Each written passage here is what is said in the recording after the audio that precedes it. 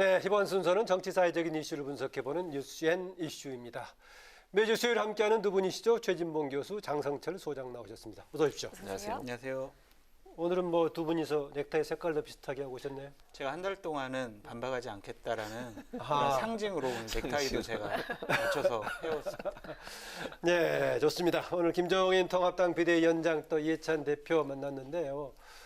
아까 우리 자막에는 32년의 악연이라는 표현을 썼습니다만 좀 악연이라고 하기는 그렇고요. 하여튼 뭐 32년간에 서로 맞섰던 인연이 있습니다만은 오늘 두 분 만남 일부 언론에서는 보니까 뼈 있는 농담이 오갔다 이런 얘기 있던데 미묘한 기류 어떻게 보셨습니까? 뭐 말씀하신 건 뼈 있는 농담이 오갔고 또 하나는 격이 없는 대화였다고 보여져요. 두 분 보니까 뭐 그렇게 뭐랄까요 기분 나쁜 얼굴은 아닌 것 같더라고요. 글쎄요. 보니까. 그래서 제가 악연이라는 표현은 좀 그렇다는 예, 맞습니다. 그러니까 악연이라는 표현을 쓴 게 아마 이제 처음에 말씀한 30여 년 전에 두 분이 국회의원 후보로서 대결하신 적이 88년에 있고 그렇습니다. 88년에 그런 적이 있었고 또 지난 이번 말고 그 전 총선 때 이제 뭐 컷오프를 시켜가지고 그랬죠. 그래서 또 세조에 나가서 또 당선돼서 무소으로 이해찬 대표 컷오프 당한 거죠. 그랬었습니다. 그래서 이제 그리고 또 한마디 했어요. 4년 전에 그 자리에 내가 앉아 있었다 이런 얘기도 했었거든요.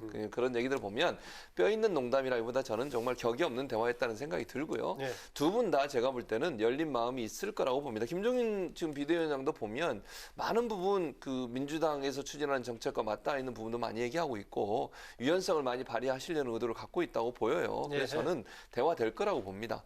그리고 물론 이제 두 분이 이제 뼈 있는 대화라고 하면 이해찬 대표는 이제 법을 지키겠다는 원칙 지키겠다는 얘기를 하다 보니까 이제 그게 개원과 관련된 문제로 읽히면서 논란이 되긴 했습니다만 그럼에도 불구하고 저는 협상하고 합의해야 된다고 봅니다. 이게 뭐 민주당이 힘으로 밀어붙여서 해결될 수 있는 문제는 아니라고 보고요. 그랬을 때 올 수 있는 여러 가지 정치적 부담과 후폭풍을 생각한다고 하면 18 상임위원장 모두를 우리가 하겠다 이런 얘기는 저는 좀 뭐 물론 협상을 위해서 필요한 부분이긴 하지만 그렇게 현실화되기는 어렵다. 그거보다는 협상을 통해서 가능한 한 여야가 합의하는 모습을 보여주면 좋겠다 이런 생각이 들었습니다. 네, 뼈 있는 뭐 얘기도 있었지만은 격이 없는 대화도 있었다. 장성철 소장은 순살을 좋아하십니까? 순살이요? 뼈 없는. 아, 네. 오늘 사실 점심에 순살 치킨 먹고 왔습니다. 정말로. 아, 정말로요? 네, 정말로. 이번 만남은요, 화기애애한 불편함이라고 저는 말씀드리고 싶습니다. 화기애애한 불편함. 네, 서로 솔직히 마주보고 싶었겠냐라는 그런 생각이 들어요. 옛날부터 감정이 많이 쌓이셨잖아요. 그렇기 때문에 서로 마주보고 앉아서 이러한 국정을 논하는 것 자체가 좀 민망스럽지 않았을까. 실제는 마주보고 얘기를 했죠, 오늘요? 네. 근데 좀 민망스럽지 않았을까 하는 생각이 들고요. 아까 교수님 말씀하셨던 것처럼 김종인 위원장이 저기 내 자리인데 그러니까 이해찬 대표가 속으로 지금은 내 자리야 이제 이렇게 말씀을 하셨을 거라 추측이 됩니다. 어쨌든 경륜 있는 분들이 뼈 있는 농담도 하시고 진솔한 대담 하시면서 6월 5일 날로 예상되는 그런 원 구성 첫 번째 개원 이것을 현명하게 처리하시도록 각 당에서 다시 노력을 하실 것 같다라는 생각이 듭니다. 현명한 처리라는 것은 이게 일정 조정이 가능하다는 얘기입니까? 아니면은 그 전에 상임위 뭔가 배정 조정이 될 거란 얘기입니까? 6월 5일 날 일단은 국회의장 단 선거를 먼저 해야죠. 상임위원장 선거는 6월 8일이지 않습니까? 그러니까 일단은 의장단 선거만이라도 법에 맞게 지켜야 한다라고 말씀드립니다. 저도 동의해요. 지금 장수영 말씀처럼 6월 5일 날은 국회의장단 선출을 할 거라고 봅니다. 그거는 뭐 제가 볼 때 상임위원장 자리 배분하고 관계없이 저는 야당도 동의해줘야 된다고 봐요. 어차피 뭐 의장, 부의장 두 사람은 여야가 하는 거잖아요. 그렇게 해서 합의를 봐서 하면 좋을 것 같고요. 그 다음에 상임위원장 문제를 논의를 해야 돼요. 지금 6월 5일 개원마저도 안 하게 되면 그럼 국회가 정상적으로 돌아갈 수 없는 상황이 되는 거고 의장이 없는 상태가 되는 거 아니겠습니까? 그건 절대로 바람직하지 않다. 야당도 일단 국회의장단 선출을 해놓고 그리고 나 상임위원장 문제를 더 논의를 해야지 6월 5일 날 개원하는 것마저도 보이콧을 하는 것은 저는 바람직하지 않고 국민들도 사실은 그런 부분은 불편해하실 수 있다 이렇게 생각합니다. 네, 21대 국회 개원을 두고서 여야의 대치가 본격화하고 있는데요. 민주당이 사실상의 단독 개원 카드로 야당 옥죄기에 들어간 것 같습니다. 어떤 계산이 깔려 있다고 보십니까? 그 법사위 예결위 내놔라 이 얘기죠. 그거 우리한테 주면은 교육이라든지 국토교통이라든지 이런 알짜 상임위 7개 줄게 이런 건데 지금 법사위하고 예결위를 뺏기게 되면요. 주호영 원내대표는 시작부터 당신 지도력이 뭐야. 아니 우리가 여태까지 지금 관례대로 해온 것을 뺏겼잖아라고 당내에서 어마어마한 공격을 받을 수밖에 없어요. 그런데 지금 주호영 원내대표 같은 경우에는 상당히 좀 고심 중이랍니다. 근데 그거는 저쪽에서 힘으로 밀어붙이면은 어쩔 수 없이 당할 수밖에 없잖아요. 뭐 지난주에 뭐 속수무책이라고 그랬잖아요. 그렇죠. 예. 6월 5일 날 이제 의장단 선거를 하겠다고 하는데 그거부터 보이콧을 하기 시작을 하면요. 이거는 미래통합당이 달라지지 않았다라는 것을 국민들에게 또 보여주는 모습이다라고 생각을 해서 보이콧이라든지 장애투쟁이라든지 이런 것은 안 하고 일단 의장단을 여당의 힘으로 밀어붙여서 뽑으면 가처분 신청을 하겠다라고 법적 투쟁을 하겠다라고 일단은 내부 투쟁을 하는 것 같습니다. 가처분 신청 얘기는 처음 듣는 얘기인데요. 그러니까 제가 지금 강하라 앵커님을 위해서 긴급하게 취재를 했습니다. 그렇습니까? 지금 일단 방침은 가처분 신청으로 법적 투쟁을 하겠다라는 게 지금 주호영 원내대표의 지금 생각입니다. 네. 장애투쟁은 하지 않고 뭐 그런 쪽 가겠다는 얘기네요. 뭐 저는 그러면 그게 바람직하다고 봐요. 바람직하다는 표현은 제 말은 장애투쟁하지 않은 게 잘 됐다는 얘기를 하는 거예요. 보이콧을 하거나 장애투쟁을 하게 되면 그게 사실은 처음 국회 시작하자마자 국민들 볼 때는 얼마나 볼썽사나운 모습입니까? 그러니까 법적으로 물어보겠다. 뭐 그건 가능하다고 보는데 판사 출신이긴 합니다만. 예, 그렇다 하더라도 가처분 신청을 했는데 그게 받아들일 가능성이 있을까요? 저는 뭐 거기서 좀 부정적으로 생각합니다. 왜냐하면 관례라는 게 있지만 관례보다는 법이 우선하는 거잖아요. 법에 따라 절차를 따라서 했는데 관례가 그러니까 안 한다. 이렇게 얘기하기는 좀 어렵지 않겠나는 생각이 들어요.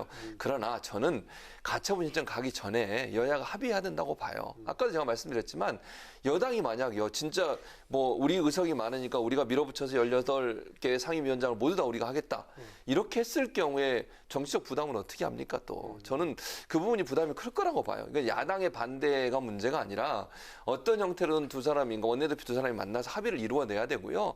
일정 부분 양보를 하고 타협할 수 있는 방안을 찾아내야 한다고 봅니다. 이런 상태에서 정말 18개를 모두 다 여당이 가져간다고 생각을 하면 제가 볼 때 여론이 상당히 안 좋아져요. 그렇게 되면.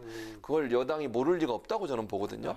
그런 차원에서 본다고 하면 협상 차원에서 이렇게 얘기하지만 법사위 예결의 문제가 어느 정도 해결될 수 있도록 하는 협상의 어떤 묘미 또는 뭐 기술 이게 필요하지 않나 하는 생각이 듭니다. 그래서 지금 이 시간에도 각 당의 원내 수석들이 열심히 회담을 하고 있어요. 특히 김성원 미래통합당의 원내 수석 대표 같은 경우에는요. 자기 새로 옮긴 방을 가보지도 못했대요. 지금. 회담하느라고. 그 정도로 지금 물밑 접촉이 상당히 진행되고 있는데 제가 봤을 때는 제가 민주당에도 좀 사정을 알아봤더니 자기네들이 이렇게 정말로 매번 다른 방송 갈 때 준비를 많이 하세요? 아닙니다. 저는 오로지 강하라 앵커님에 대해서 이렇게 얘기하는데 지금 민주당에서도 저렇게 강하게 우리 18석 다 가져올 수 있어라고 강하게 밀어붙이는 게 아유 그래 법사위원장 좀 가져오려고 강하게 밀어붙이는 거다라고 지금 속내를 얘기하고 있어요. 네. 그래서 제가 봤을 땐 법사위원장은 민주당에서 가져가든지 아니면 예결위원장을 통합당에서 가져가든지 둘 중에 하나는 이제 통합당이나 민주당이 양보하는 수준으로 해서 원구성 협상이 마무리되지 않을까라고 예상해 봅니다. 둘 다 가져가는 싹쓸이는 없을 없을 거다라고 것 같아요. 전망하세요? 네. 오. 네. 오늘 소식 좀 약한 것 같은데 뒤에 다른 소식도 기대해봐도 될까요? 예, 준비하고 기대하겠습니다. 네. 저 어떻습니까? 지금 예. 이제 아까 국회 관례 얘기할 때마다 야당 쪽에서는 예. 국회의 상당 부분은 조문으로 나와 있는 성문 조항 못지않게 관례 관습법이 상당히 비중이 크다. 그 주장 어떻게 보십니까? 그 주장도 뭐 어느 정도 타당하다고는 봐요. 관례나 간섭이 뭐 전혀 무시할 수 있는 건 아니죠. 그건 오랫동안 축적돼 온 거기 때문에. 그러나 첨예하게 대립해서 법적인 문제로 가게 되면 관습 관례보다는 어쨌든 법적 조문을 봐야 되잖아요. 왜냐하면 어느 형태로든 판결을 내려야 되는 상황에서 그런 원칙이 법인데 그 법을 벗어나서 관례를 따라간다. 그건 아니라고 보거든요. 그래서 존중해야 된다고 봐요. 관례나 관습은 존중해야 되지만 그게 첨예하게 대립됐을 경우에는 어쩔 수 없이 법을 따라야 되는 상황이 되는 겁니다. 왜냐하면 서로가 의견이 첨예하게 대립되는 상황에서 그럼 기준이 되는 거는 법인 거잖아요. 그래서 우리 앞법도 법이라고 하고 법의 원칙이 있으면 예를 들면 처벌을 해야 되는데도 법에 사각지대에 있는 건 처벌 못하는 경우도 많습니다. 지금. 네. 그럼 그건 법을 보완해야 될 문제인 것이고요. 그래서 저는 법사위 문제도 그래요. 저는 개인적으로 여러 번 여기 이 자리에서 얘기했습니다만 국회법을 좀 손을 봐서라도 법사위가 갖고 있는 상원의 역할, 즉 모든 상위보다 더 위에 있는 역할을 하는 부분을 좀 조정해서라도 합의를 이끌어내야 한다고 저는 봐요.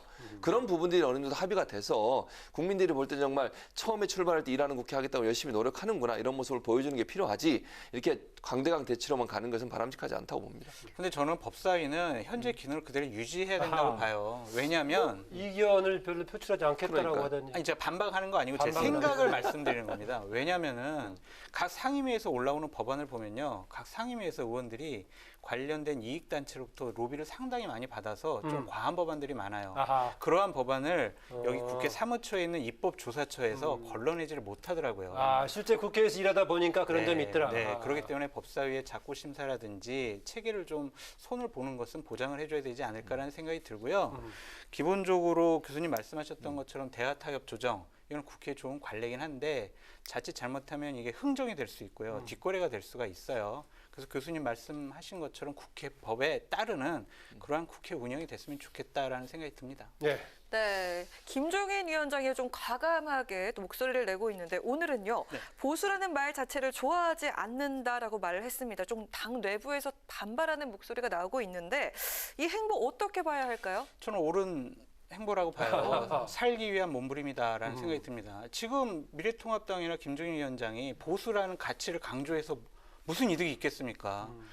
그 해묵은 종북 논란, 그리고 야당은 여당은 또 타도의 대상으로 생각을 하고 그다음에 복지가 중요한데 성장만 중요하다라고 생각을 하면서 재정 건전성만을 강조하는 것 자체가 시대사적인 흐름과는 좀 맞지가 않다. 그렇기 때문에 이념을 넘어서는 그러한 행동을 취하시고 결정을 하시고 경제 비대위를 만들겠다.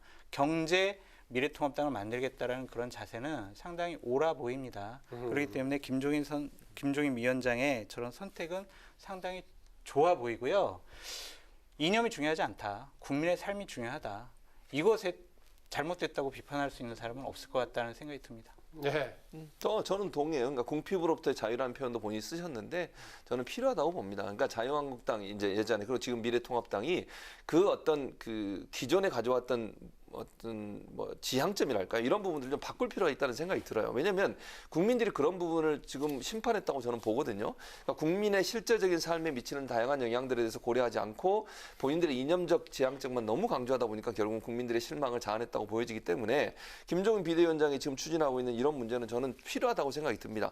실제로 예를 들면요. 뭐 경제민주화도 그렇지만 경제민주화뿐만 아니라 청년층에게 일정 부분 기본소득과 같은 뭐 기본소득이 얼마나 될지 모르겠습니다만 그런 조치를 취하겠다고 하는 것은 지금 현재 노년층 같은 경우에는 많은 정도의 기본소득을 받고 있으신 상황이에요. 네. 그러니까 청년들은 지금 일자리도 없고 어려운 상황에 빠져 있는데 스스로 일어설 수 있는 기반을 못 잡고 있는 거잖아요. 그런 청년들에게 직업을 찾으면서 버틸 수 있도록 하는 기본적인 소득을 지급하는 것은 충분히 할 수 있다고 저는 보고 그것이 바로 국민의 생활을 직접적으로 돌보는 정치의 가장 기본이 아니겠나 이런 생각이 듭니다. 네, 궁피로부터 자유게 하니까 미국 뭐 대통령 생각도 나는데요. 근데 김종인 위원장이 지금 첫 스타트는 잘 끊었는데 좀 우려스러운 부분이 있어서 그 부분을 좀 말씀드리고 싶어요. 예. 뭐냐면은 지금 미래통합당 같은 경우에는 뭐 김종인 위원장의 얘기에 반발하는 분들이 한 4명 정도 되는데 이것은 아무 의미가 없죠. 옛날에는 친박, 친이, 개파들이 집단적으로 반발을 해가지고 비대위원장 체제가 성공하지 못했는데 지금은 그런 거는 없어요. 근데 하지만은